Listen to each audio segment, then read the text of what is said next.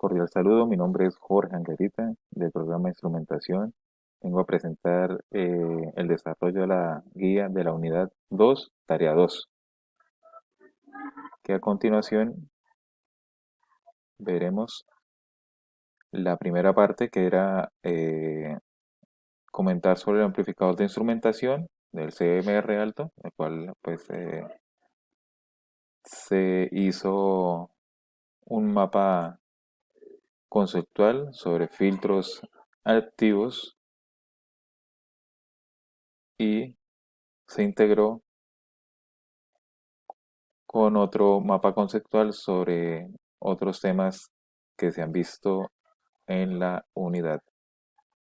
A esto se le suma circuitos que se deberían implementar, que era el paso 4,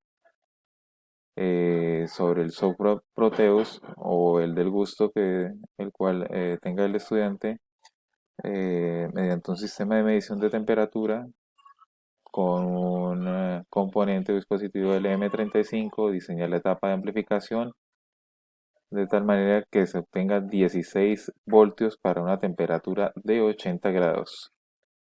Se tomaban los datos y se hacía el desarrollo como tal. Vemos en la gráfica 1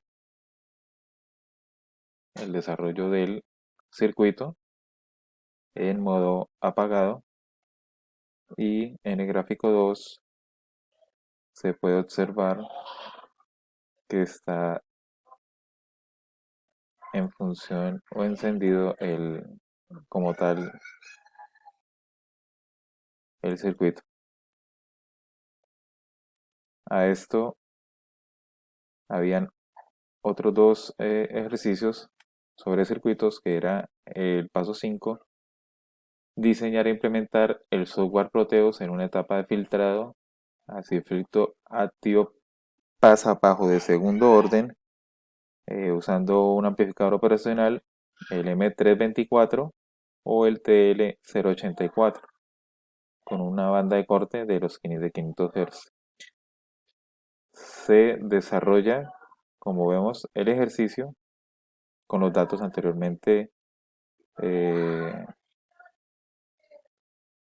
que se obtienen, desarrollo del ejercicio como tal, y se implementa en la gráfica en Proteus.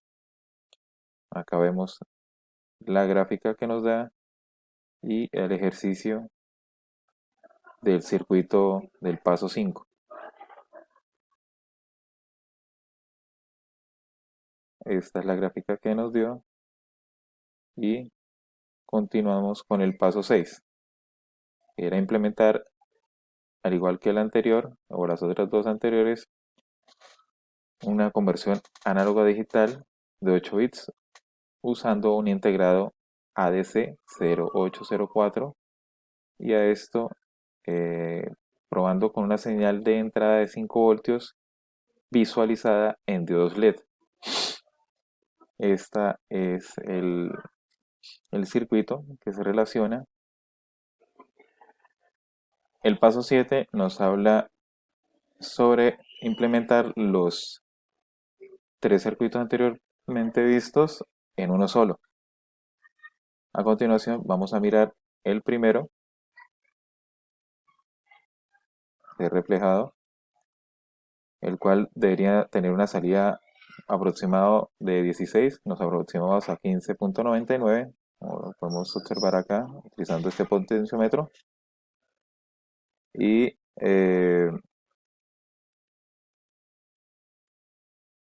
lo acercamos hasta 16, como vemos acá. El siguiente circuito, que era el número 5, sobre el filtro activo de segundo orden. Vemos su funcionamiento como tal. Y ahora vamos a mirar el circuito número 6. Este era sobre el funcionamiento del circuito ADC y el componente que se debía ubicar para su funcionamiento posterior. Se va a poner a correr. Vemos que su entrada inicial de 5 voltios eh, nos da en la visual los LEDs que están encendidos, y acá podemos hacer la variación con el potenciómetro para bajar el nivel, y vemos como hay una intermitencia entre ellos hasta dejarlos totalmente apagados. Ahora, implementando en la etapa 7, vemos los tres circuitos, los cuales vemos que tienen su funcionamiento,